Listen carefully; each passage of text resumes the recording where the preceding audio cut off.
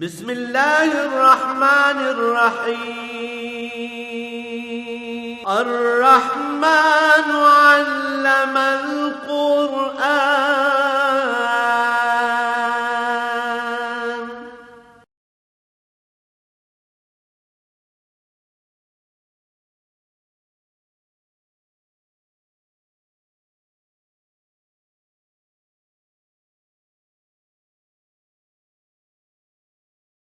الحمد للہ رب العالمین والصلاة والسلام علی حبیبہ محمد وآلہ وصحبہ اجمعین۔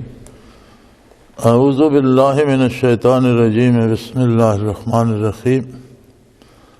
یا ایھا الذین آمنوا لا تسألوا عن اشیاء ان تبد لکم تسؤکم وان تسألوا عنہا حین ینزل القرآن تبد لکم عفا اللہ عنہا واللہ غفور حلیم۔ قد سألها قوم من قبلكم ثم أصبحوا بها كافرين۔ اللهم سبحانك لا علم لنا إلا ما علمتنا إنك أنت العليم الحكيم۔ مولاي صل وسلم دائما أبدا على حبيبك خير الخلق كلهم۔ سادہ سا ترجمہ اس کا یہ ہے کہ اے ایمان والو، ایسی چیزیں نہ پوچھا کرو کہ جو بیان کر دی جائیں تو پھر تمہیں وہ اچھی نہ لگیں، اور اگر اس حال میں تم پوچھو گے کہ قرآن نازل ہو رہا ہے اور آپ حضور اکرم صلی اللہ علیہ وسلم پر سوال کرو گے تو بیان کر دی جائیں گی، وہی آ جائے گی، اس کا جواب آ جائے گا۔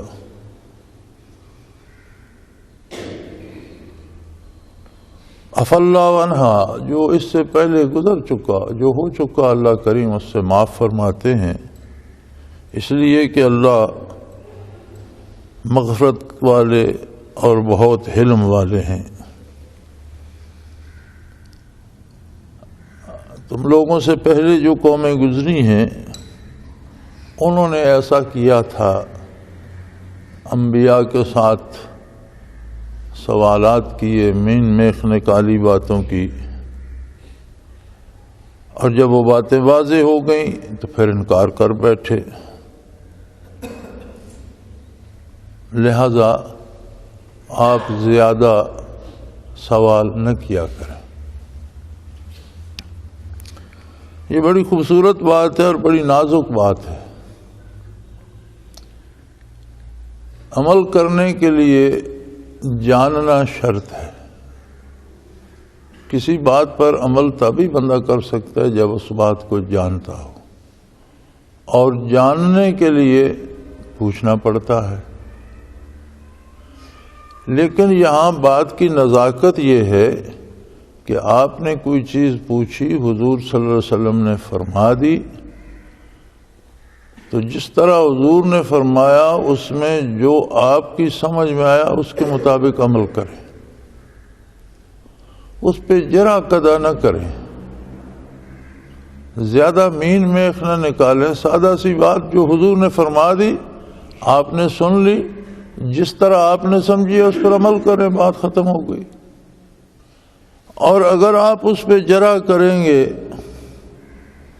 تو وہی نازل ہو رہی ہے، آپ مختلف سوالات کریں گے، مختلف چیزیں پوچھیں گے، جواب اللہ کی طرف سے آئے گا۔ حضور اپنی طرف سے تو جواب دیتے نہیں۔ ما ینطق عن الہویٰ ان ہوا الا وحی یوحیٰ۔ حضور اکرم صلی اللہ علیہ وآلہ وسلم اپنی طرف سے ارشاد نہیں فرماتے جب تک اللہ کی طرف سے وحی نہیں آتی۔ تو پھر ایسی چیزیں جن کی وضاحت ہو جائے اور پھر وہ تمہیں ناگوار لگیں، وہ پوچھتے کیوں ہو؟ پوچھنا چھوڑ دو۔ یعنی یہ ضرور پوچھو جو ضروری ہے جاننے کے لیے، لیکن کچھ لوگوں کو عادت ہوتی ہے کہ اس بات پہ مطمئن نہیں ہوتے، پھر مختلف قسم کے سوالات آگے بڑھاتے جاتے ہیں، اس کی تشریح کراتے جاتے ہیں، تو جتنے سوالات کیے جائیں گے اتنی مشکلات بڑھیں گی۔ ساتھ یہ بھی فرمایا کہ اگر نزول وحی کے دوران تم پوچھو گے تو جواب تو اللہ کی طرف سے آئیں گے، پھر اس میں کوئی بہانہ بنانے کی یا کسی کمزوری دکھانے کی کوئی گنجائش نہیں رہے گی۔ یہ اس طرح سے ہوتا ہے جیسے مشائخ سے بھی پوچھا جاتا ہے۔ کسی بندے نے پوچھا جی مجھے کوئی وظیفہ بتا دیں، انہوں نے کہہ دیا درود شریف پڑھا کرو، بات ختم ہو گئی۔ اب وہ بندہ بہت سے درود ہیں جو حدیث میں بھی وارد ہیں، کوئی سا درود شریف پڑھنا شروع کر دیتا ہے، اپنی مرضی سے ایک تسبیح مقرر کر لیتا ہے، 2 کر لیتا ہے، 5 کر لیتا ہے، تو اسے وہ فائدہ جو مطلوب تھا وہ حاصل ہوگا۔ لیکن اب وہ سوال کرتا ہے او جی کون سا درود پڑھوں؟ ایک اور سوال کیا، انہوں نے فرما دیا فلاں درود پڑھو، ایک اور پابندی لگ گئی، اب وہی درود ضروری ہے اس کے لیے پڑھنا۔ پھر سوال کریں گے جی کتنی بار پڑھوں؟ وہ فرما دیں گے 5 تسبیح پڑھو، پھر مجبوری، پھر اب فائدہ تب ہوگا جب وہی درود اتنی ہی بار روزانہ پڑھے۔ تو یہ جو فضول سوالات ہوتے ہیں یہ بارگاہ نبوی میں نہ کیے جائیں۔ یہاں ایک اور بات بھی ضمناً بڑی واضح طور پر آ گئی کہ نزول وحی کا سلسلہ حضور اکرم صلی اللہ علیہ وآلہ وسلم کے بعد بند ہو گیا۔ اسی لیے فرمایا کہ اگر آپ کی خدمت میں مختلف سوال کرو گے تو حین ینزل القرآن، آپ پر تو قرآن نازل ہو رہا ہے، وحی نازل ہو رہی ہے، تبدأ لکم اس کا جواب آ جائے گا۔ اس کا مطلب ہے کہ حضور صلی اللہ علیہ وسلم کے بعد کسی اور پر وحی نہیں آئے گی۔ یہ جو ہمارے ہاں مختلف لوگوں نے دعوے کیے نبی ہونے کے، وہ بھی باطل ثابت ہوتے ہیں کہ وحی حضور اکرم صلی اللہ علیہ وسلم پر ختم ہو گئی۔ اس کے بعد اگر کوئی دعویٰ کرتا ہے کہ مجھ پر وحی آتی ہے تو وہ کذاب ہے، چونکہ یہ آپ کے ساتھ مشروط یہاں فرما دیا اللہ نے۔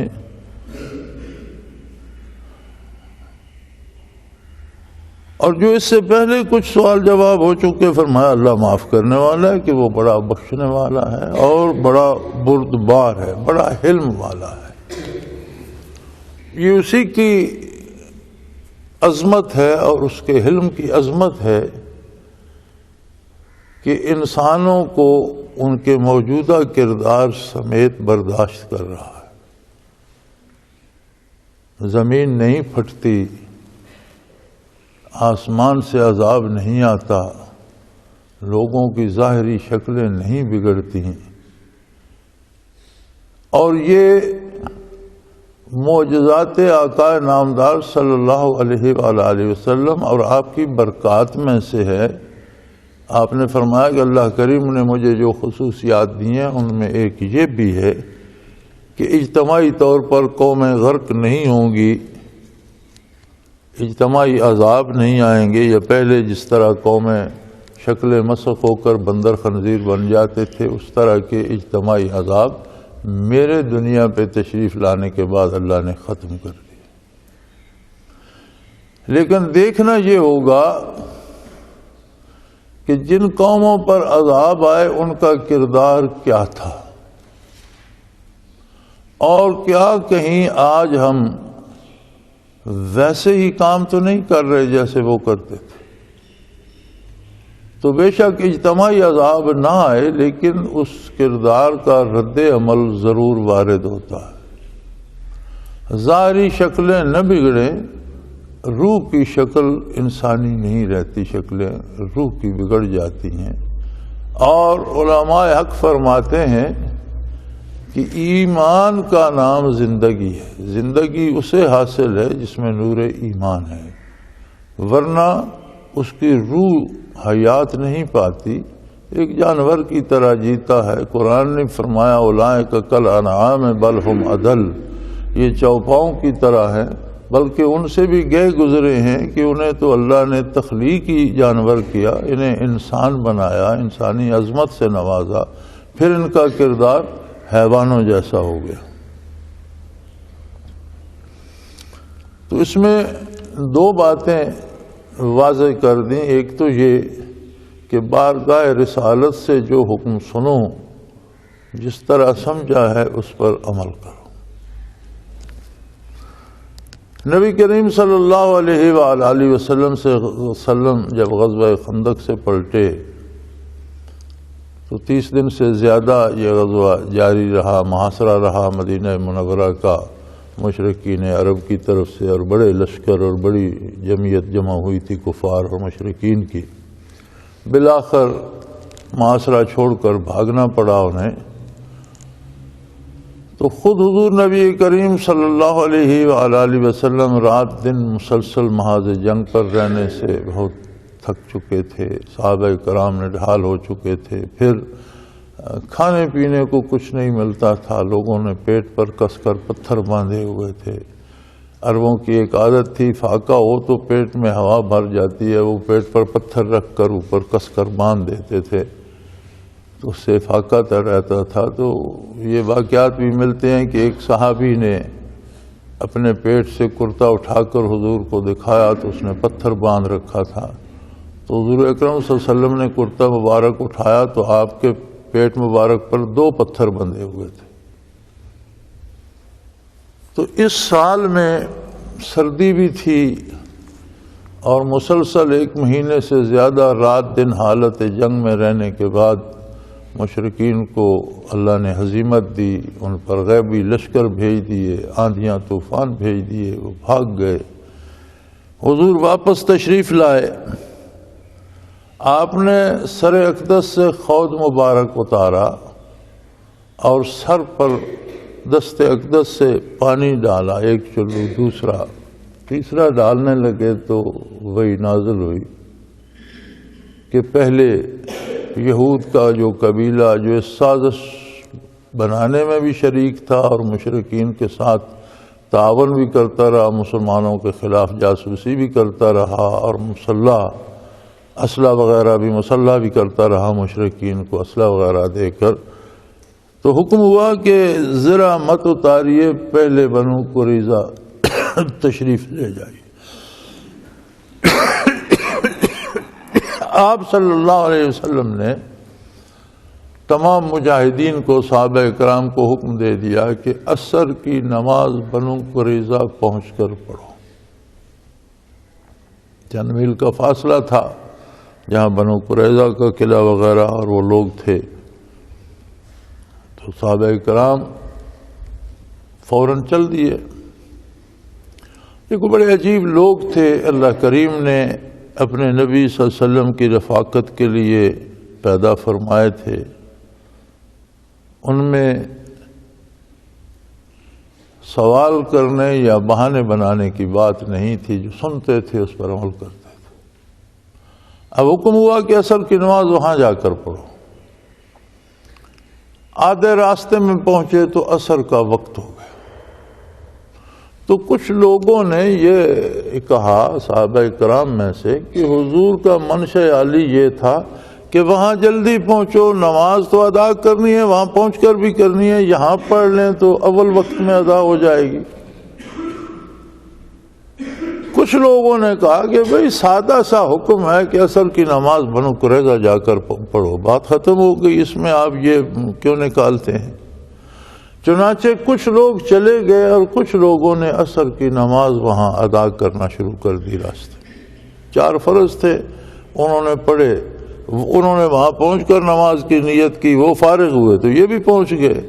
اور اتنے میں نبی علیہ الصلوۃ والسلام بھی جلوہ افروز ہوئے. تو یہ بات پیش کی گئی حضور کی کہ یا رسول اللہ کچھ لوگوں نے نماز راستے میں پڑھ لی، کچھ نے یہاں آ کر پڑھی. تو آپ نے کسی کو دونوں میں سے منع نہیں فرمایا، بلکہ حضور خاموش رہ گیا، دونوں کو صحیح تسلیم کیا حضور.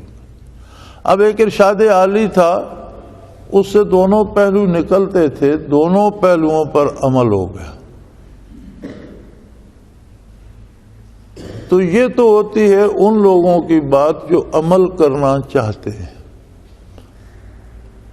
کچھ لوگ ایسے ہوتے ہیں جو عمل نہیں کرنا چاہتے، قرید آگے لے جاتے ہیں، یہ کرو وہ کرو وہ کرو. فرمایا بارگاہ رسالت میں اس طرح کے بار بار سوال نہ کرو. اور یہی علماء حق فرماتے ہیں کہ طالب یا مرید کا شیخ کے ساتھ ایسا ہی رشتہ ہونا چاہیے کہ جو حکم ہو جس طرح سمجھے اس پر عمل کرے، چونکہ وہ حکم شریعت کے مطابق ہوگا۔ کوئی شیخ، کوئی پیر، کوئی بزرگ شریعت کے باہر حکم نہیں دے سکتا اور نہ دیتا ہے۔ اگر کوئی شریعت کے خلاف کام کرنے کا حکم دیتا ہے تو وہ شیخ ہے نہیں، وہ اس قابل نہیں کہ اسے شیخ سمجھا جائے، چونکہ اتباع شریعت کا کرنا ہے، اور مشائخ ہوتے ہیں شریعت مطہرہ پر عمل کے لیے رہنمائی کرتے ہیں، اور ان میں ایک برکت ہوتی ہے کہ اندر ایک جذبہ پیدا ہو جاتا ہے عمل کرنے کا۔ ورنہ مسئلہ تو کتاب سے بھی بندہ پڑھ لیتا ہے، کوئی بھی بتا دیتا ہے، لیکن جنہیں اللہ جل شانہ کی طرف سے خصوصیت نصیب ہوتی ہے اور وہ مشائخ بنتے ہیں تو ان میں ایک کیفیت آ جاتی ہے بارگاہ رسالت پناہی سے، کہ جب بات بندہ سنتا ہے تو اس پر عمل کرنے کو بھی دل کرتا ہے۔ تو فرمایا اس میں مین میخ نہ نکالو، سادہ سی بات جس طرح سمجھ آئی ہے اس پر عمل کرو۔ دوسری بات اس میں یہ فرمائی کہ حینت ینزل القرآن، کہ جب قرآن نازل ہو رہا ہے، وہی نازل ہو رہی ہے، جب قرآن نازل ہونا بند ہو گیا تو پھر سوال کرو گے تو جواب اللہ کی طرف سے نہیں آئے گا، پھر اسی میں سے جو نازل شدہ ہے اسی میں سے تفصیل بتائی جائے گی۔ اب سوال کرو گے تو اللہ کی طرف سے کوئی پابندی آ سکتی ہے جو مستقل ہوگی، پھر تمہیں تکلیف ہوگی۔ تو اس کا مفہوم یہ بھی ہے کہ حضور کے بعد وحی نہیں آئے گی۔ اگر آپ صلی اللہ علیہ وسلم کے وصال کے بعد کوئی دعویٰ کرتا ہے مجھ پر وحی آتی ہے تو وہ جھوٹ بولتا ہے، وہ کذاب ہے اور وہ مسلمان نہیں رہتا۔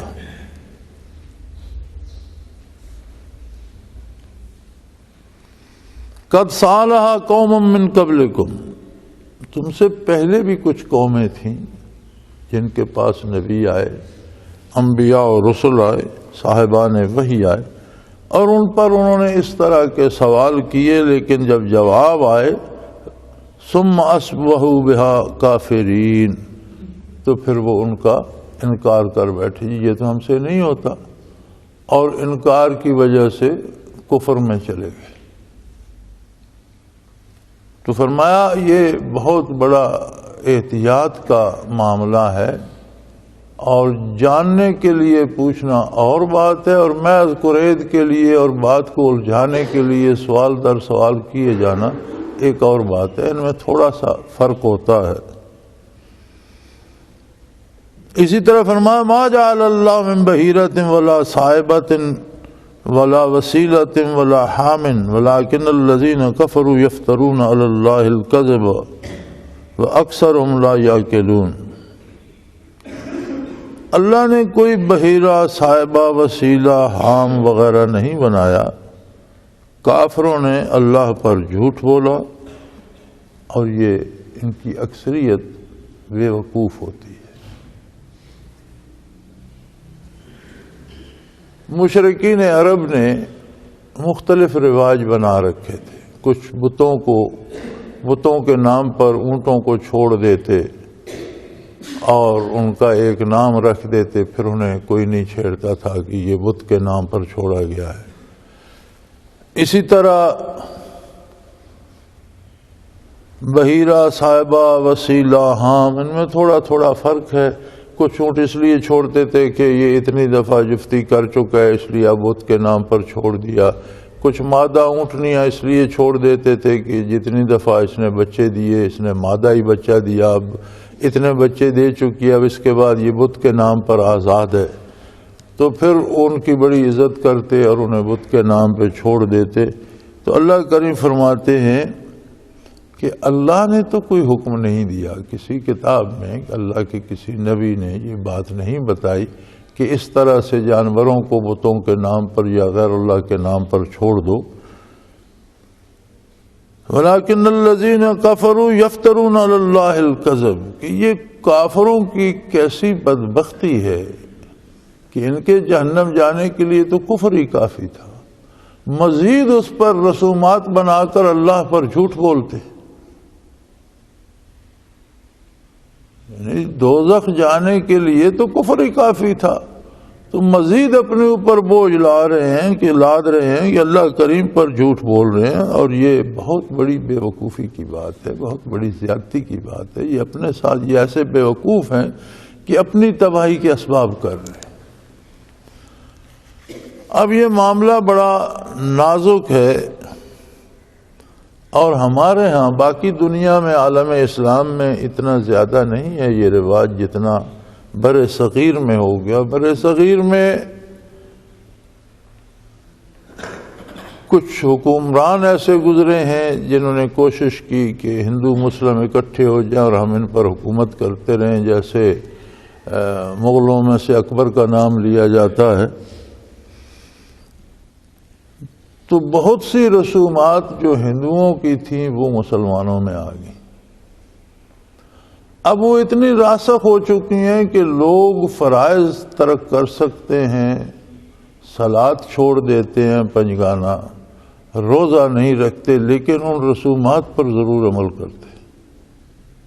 کچھ شادی بیاہ کے معاملے میں ہیں، حتیٰ کہ موت کے معاملے میں بھی ہیں، اور باقی امور تو اور دوسرے دیگر امور میں بے شمار ایسی رسومات ہیں جن کی دین میں کوئی اصل نہیں. اور پھر ایسی رسومات ایجاد کرنا جو قرآن و سنت سے ثابت نہ ہوں اور ان پر عمل کو ثواب بھی سمجھنا، اسی کو بدعت کہتے ہیں. بدعت کا لفظی معنی تو ہوتا ہے کوئی نیا کام شروع کرنا، لیکن نئے کام تو بے شمار ہوتے ہیں. نیا کپڑا بناتے ہیں، نیا جوتا بناتے ہیں، نیا مکان بناتے ہیں، نیا گھر بناتے ہیں، نئے کام ہوتے ہیں. کسی نئے کام کو منسوب کرنا شریعت کی طرف جو حضور نے نہیں بتایا، قرآن نے نہیں بتایا، قرآن و سنت میں نہیں ہے، اپنی طرف سے بنا کر اسے ثواب بھی کہنا، یہ بہت بڑی زیادتی ہے. یہ اتنا بڑا جرم ہے کہ کوئی بندہ اپنی طرف سے ایک بات ایجاد کر کے اسے کہتا ہے یہ ثواب ہے، تو اس کا مطلب ہے کہ وہ اپنی نبوت کا دعویٰ کر رہا ہے. لوگ ناسمجھی میں عجیب عجیب باتیں کرتے ہیں. میرے پاس ایک خط تھا کل کہ جی میں نے عشاء کے بعد 2 نفل پڑھے اور اللہ سے دعا کی کہ یا اللہ مجھے کوئی ایسا کام بتا دے جو میں کیا کروں. تو مجھے کوئی سمجھ نہیں آئی. فلاں بندے نے کتاب میں لکھا تھا کہ ایسا کرو. میں نے کہا خدا کے بندے، تو کیا نبوت کی تمنا رکھتا؟ اگر نہیں رکھتا تو امتی ہے محمد الرسول اللہ کا، تو پھر کون سا کام ہے جس میں حضور نے رہنمائی نہیں فرمائی؟ پھر تو تیرے لیے وہ کافی ہے، جو حضور نے فرمایا اس پر عمل کر. اور اگر تو چاہتا ہے کہ اس سب کے باوجود، قرآن و سنت کے باوجود تجھے براہ راست اللہ کو اور کرنے کا کام بتائے، تو اس کا مطلب ہے تو پھر نبوت کا متمنی ہے. یعنی ہم اب بندہ ایسے نیکی سمجھ رہا ہے، 2 نفل پڑھ کے دعا کر رہا ہے، اور کتنی جاہلانہ بات ہے. اسی طرح پرسوں کچھ لوگ ملنے کے لیے آئے، جی ہمیں کچھ پڑھنے کو بتائیں. میں تلاوت کر رہا تھا. میں نے کہا آپ قرآن پڑھتے ہو؟ جی نہیں. میں نے کہا تو یہ 30 پارے پڑھنے کے لیے ہیں. مطلب ہے وظیفہ. میں نے کہا یہی وظیفہ ہے، روز پڑھو، رکوع پڑھو، پاؤ پڑھو، پارا پڑھو، 2 پارے پڑھو، 4 پارے پڑھو، ترجمہ پڑھو، سمجھنے کی کوشش. اس سے بڑا وظیفہ کون ہوگا جو اللہ کا کلام ہے؟ اس سے بڑا وظیفہ کیا ہوگا؟ تو یاد رکھیں دین مکمل ہو گیا. الیوم اکملت لکم دینکم واتممت علیکم نعمتی ورضیت لکم الاسلام دینا. اس میں 3 باتیں آ گئیں. ایک بات یہ کہ دین مکمل ہو گیا، اس میں کوئی کمی بیشی ممکن نہیں. دوسری بات یہ ہے کہ جتنی اتممت علیکم نعمتی، جتنی نعمتیں اللہ کریم سے بندہ حاصل کر سکتا ہے وہ سب اس دین کے اندر سمو دی گئی ہیں۔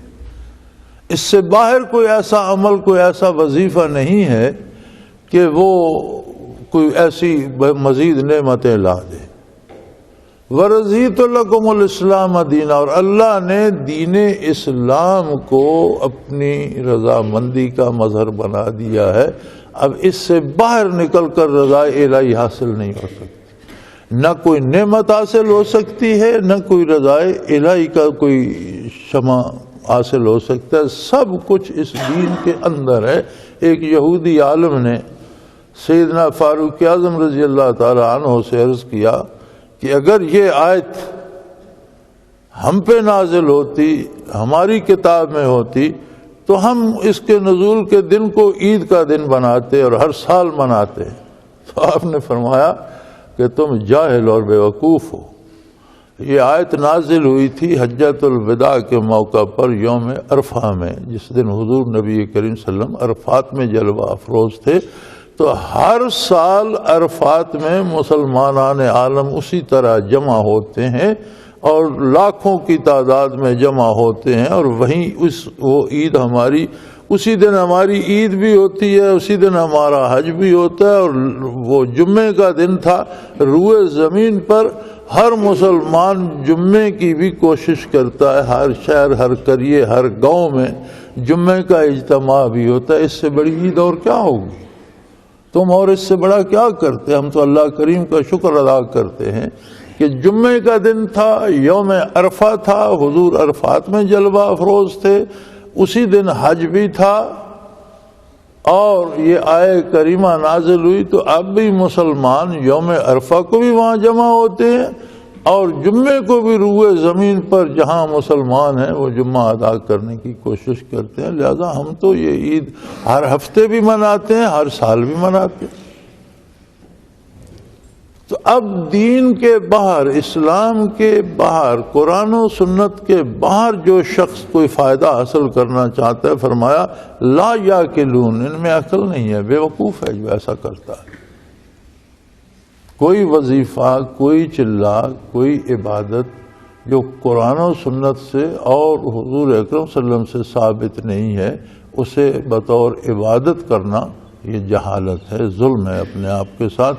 اس سے بندہ گمراہ تو ہو سکتا ہے، ہدایت نہیں پا سکتا۔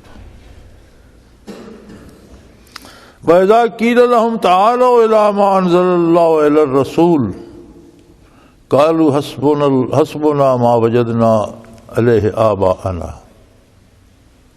اولو کان آباؤہم لا یعلمون شیئا ولا یہتدون۔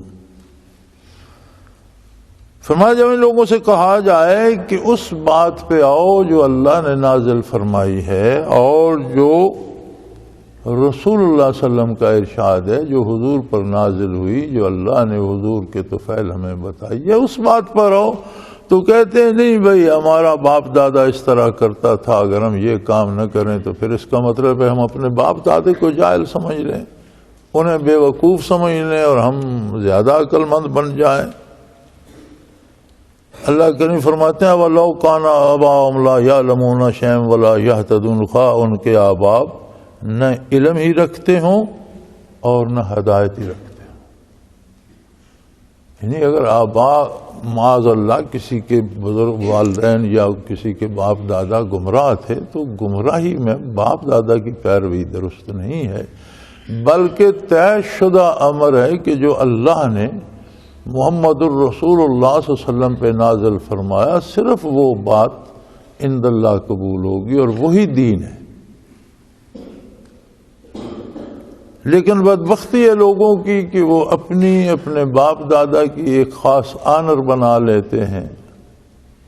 یہی بات مشرکین بھی کہا، باپ دادا کی بات مانو لیکن وہ کہ باپ دادا ہدایت پر ہوں اور ان کے پاس اللہ و اللہ کے رسول کا قول ہو، پھر تو بہت اچھی بات ہے، پھر تو بڑی اچھی بات ہے۔ لیکن اگر آباء و اجداد اللہ اور اللہ کے رسول کی بات سے بے بہرا تھے اور محض رسومات میں کھو گئے تھے تو پھر درست نہیں ہے کہ جو حالات کے پیچھے چلنا صحیح نہیں ہے۔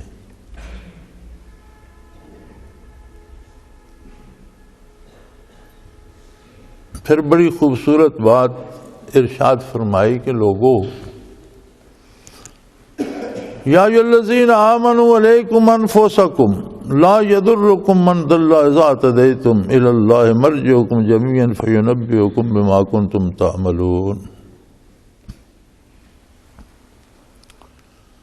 ایک لوگوں میں یہ رواج بن گیا ہے کہ وہ دوسروں پہ تنقید زیادہ کرتے ہیں، اپنی کوئی پرواہ نہیں کرتا۔ فلاں نے یہ کر دیا، فلاں جھوٹ بولتا ہے، فلاں چوری کرتا ہے، فلاں عبادت نہیں کرتا، فلاں نے فلاں کام کیا وہ غلط ہے، فلاں، سارا دن رات یہ بحث رہتی ہے۔ کوئی یہ نہیں سوچتا، کوئی یہ تکلف نہیں کرتا کہ میں کیا کر رہا ہوں۔ اللہ کریم نے یہ سیدھی سی بات فرمائی کہ اے لوگوں جنہیں نور ایمان نصیب ہوا ہے، تمہاری ذمہ داری تم خود ہو، اپنی فکر کرو، جب بات کرو تو اپنی کرو، سوچو تو اپنے بارے سوچو کہ اللہ کا حکم کیا ہے اور میں کیا کر رہا ہوں، کیا کرنا چاہیے اور میں کیا کر رہا ہوں اور کہاں کہاں کمی ہے۔ ایک دن گزرتا ہے تو کبھی شام کو، کبھی عشاء کو، کبھی رات کو یہ دیکھو کہ دن بھر میں نے کتنے کاموں میں اللہ اللہ کے رسول کی اطاعت کی ہے اور کتنے کام ایسے ہیں جن میں اطاعت سے نکل گیا ہوں۔ تو کسی ایک پر گرفت ہو گئی تو کیا بنے گا؟ تو فرمایا علیکم انفسکم، تم اپنی جان کے ذمہ دار ہو، اپنے ذمہ دار ہو، سب سے پہلے اپنی اصلاح کرو۔ اگر تمہاری اپنی اصلاح نہیں ہوگی تو تمہارے باتیں کرنے سے دوسرے کیسے سدھر سکتے ہیں؟ لا یضرکم من ضل اذا اهتدیتم، اگر تم خود ہدایت پر ہو تو دوسرے گمراہ ہونے والے تمہیں نقصان نہیں پہنچا سکتے، وہ اپنا نقصان کر رہے ہیں۔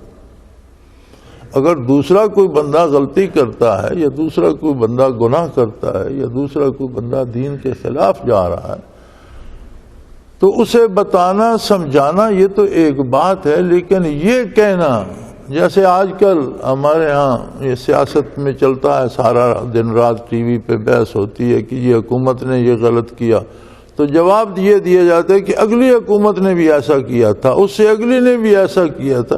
بھئی یہ مسلسل گناہ کرنا کوئی گناہ کے جواز کی دلیل بن جاتا ہے؟ یعنی ایک کام غلط ہے اس کی یہ کوئی دلیل نہیں کہ جی سارے لوگ اسی طرح کر رہے ہیں۔ سارے کر رہے ہیں تو سارے غلط کر رہے ہیں، اس کے یہ جواز تو نہیں کہ آپ بھی غلط کرو۔ جیسے اب سود عام ہو گیا، ہر بندہ سود خوار ہو گیا، کسی سے 10 روپے کوئی مانگتا ہے 10 دن کے لیے تو وہ کہتا ہے تجھے 15 لوٹانے ہوں گے، یہ عام ہو گئی ہے بات۔ بینک سے سود کھاتے ہیں، ڈاکخانے سے سود کھاتے ہیں، آپس میں لین دین میں سودی کاروبار شروع ہو گیا۔ اب کوئی کہے جی ہر کوئی سود کھا رہا ہے تو اس سے سود کھانا حلال تو نہیں ہو گیا، ہر کوئی حرام کھا رہا ہے۔ تم اپنی فکر کرو، تم تو اس سے بچو۔ کسی گناہ کا عام ہو جانا یا لوگوں کا کسی گناہ پہ متفق ہو جانا اس کے جواز کا سبب نہیں بنتا، برائی برائی ہی رہتی ہے، نافرمانی نافرمانی ہی رہتی ہے، اور یہ اس بات کی دلیل نہیں بنتی کہ سارے لوگ ایسا کر رہے ہیں اس لیے میں بھی ایسا کر رہا ہوں۔ سارے لوگ غلط کر رہے ہیں تو آپ کو ضرور غلط کرنا ہے۔ سو فرمایا علیکم انفسکم، اپنی فکر کرو۔ قبر میں تمہارے ساتھ سارے لوگ نہیں جائیں گے، سارے لوگ تمہاری طرف سے جواب نہیں دیں گے، تمہیں خود جانا ہے، خود اللہ کے حضور پیش ہونا ہے اور اپنی طرف سے جواب دینا ہے۔ لہذا علیکم انفسکم، اپنی فکر کرو۔ اور یہ بڑی عجیب بات ہے، انسانی مزاج ایسا ہے کہ ہم سارے جہان کو زیر بحث لاتے ہیں، ہم اپنی بات نہیں کرتے۔ کہیں 4 بندے بیٹھے ہوں گے تو وہ پتہ نہیں کس کس کو زیر بحث لائیں گے، اور وہاں تک ان کی رسائی بھی ہے کہ نہیں، محلے میں ایک مولوی نماز جمعہ پڑھا رہا ہے، وہ مسائل نہیں بتاتا اور وہ امریکہ کے صدر کو اور دوسروں کو کوس رہا ہے، بھئی تمہاری بات وہاں تک جا رہی ہے یا تمہاری بات وہ سن رہے ہیں، یا اگر سن رہے ہیں تو تمہاری مانیں گے؟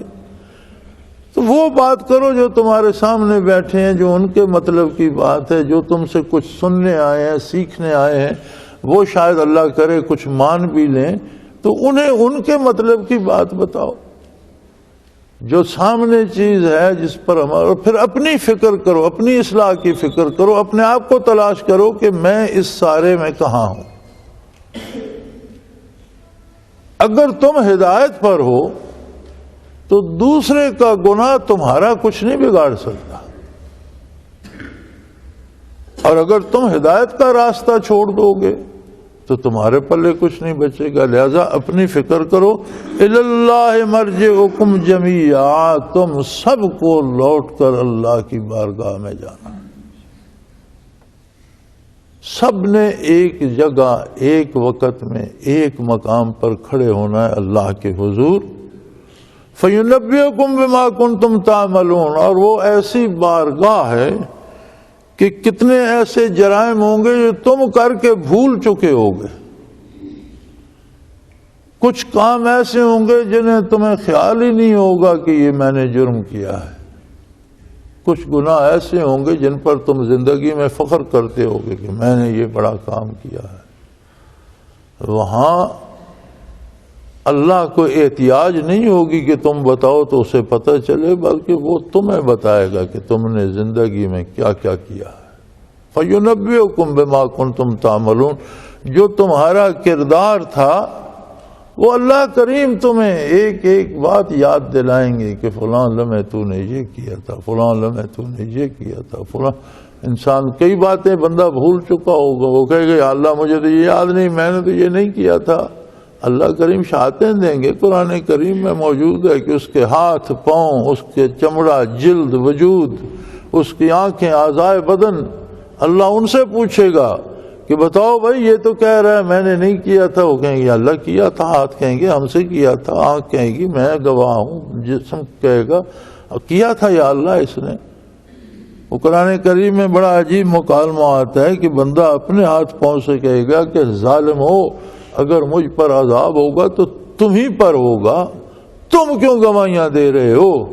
تو وہ کہیں گے انطقنا اللہ وانطق کل شیء، ہمیں اس اللہ نے بولنے کی قوت دے دی ہے جس نے ہر چیز کو بولنے کی قوت دی تھی، تو ہم اس کی دی ہوئی قوت پر اور اس کے حکم پر غلط تو نہیں کہہ سکتے۔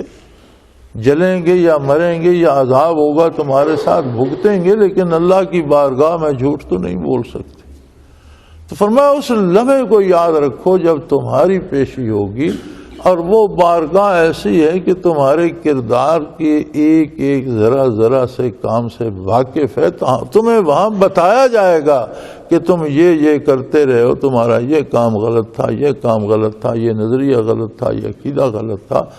تو اس کی فکر کرو، سب سے پہلے اپنی فکر کرو، اپنے آپ کو زیر بحث لاؤ، اپنے کردار پہ سوچو، اپنے عمل پہ سوچو، اور اس بات کو سامنے رکھو کہ کل اس عمل سمیت تمہیں اللہ کے حضور پیش ہونا ہے۔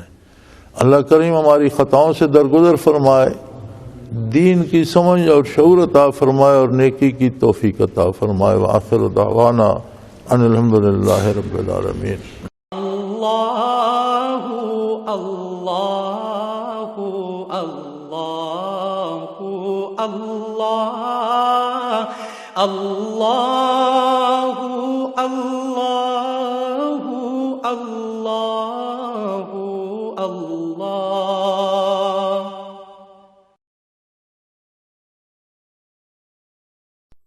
حضرت امیر محمد اکرم آوان مد ذلہ العالی دارالعرفان منارہ ضلع چکوال میں سالہ سال سے قرآن و حدیث کے اوپر خطابات کر رہے ہیں، اور سلسلہ نقشبندیہ اویسیہ کے مطابق لوگوں کو ذکر الہی کی تربیت دے رہے ہیں۔